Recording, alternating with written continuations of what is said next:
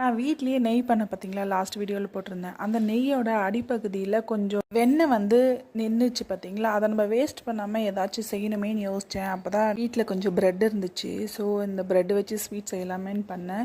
First அந்த ப்ரெட்டை வந்து குட்டி குட்டியாக நம்ம கட் பண்ணி இல்லை கையாலேயே கூட பிச்சு அந்த வெண்ணெயில் போட்டு நல்லா மிக்ஸ் பண்ணி எடுத்துக்கலாம். அது கூடவே கொஞ்சம் பால், சர்க்கரை, கொஞ்சமாக ஒரு பிஞ்சு சால்ட்டு, நான் கொஞ்சம் வந்து நாட்டு சர்க்கரை போட்டிருக்கேன் கொஞ்சம் கலருக்காக. நம்ம செஞ்ச நெய்யவே அதில் கொஞ்சம் ஊற்றி நல்லா மிக்ஸ் பண்ணி அது வந்து அந்த அடியில் அந்த கடாயில் ஒட்டாமல் வர்ற மாதிரி நல்லா இந்த மாதிரி திரட்டி எடுத்துக்கணும். எடுத்ததுக்கப்புறமா ஒரு சின்னதாக ஒரு பவுலில் இந்த மாதிரி ஊற்றி எடுத்து வச்சுக்கணும். எடுத்துட்டு கொஞ்சமாக நெய், முந்திரி, திராட்சை எல்லாத்தையும் அது கூட சேர்ந்து நல்லா வந்து வறுத்து விட்டுட்டு அதையும் அது கூட சேர்த்து இதில் கொஞ்சம் நேரம் வச்சிடலாம். அதுக்கப்புறமா அது நல்லா திக்காக வந்திருக்கும் கேக் மாதிரி. அப்புறமா நம்ம கட் பண்ணி சாப்பிட்லாம். இந்த கொஞ்சம் பால்கோவா மாதிரி இருக்குது, நல்லா இருக்குது. ட்ரை பண்ணி சூப்பராக இருக்கும். ட்ரை பண்ணி பார்த்துட்டு எப்படி இருந்துச்சு கமெண்ட் பாக்ஸில் கமெண்ட் பண்ணுங்கள். தேங்க்ஸ்.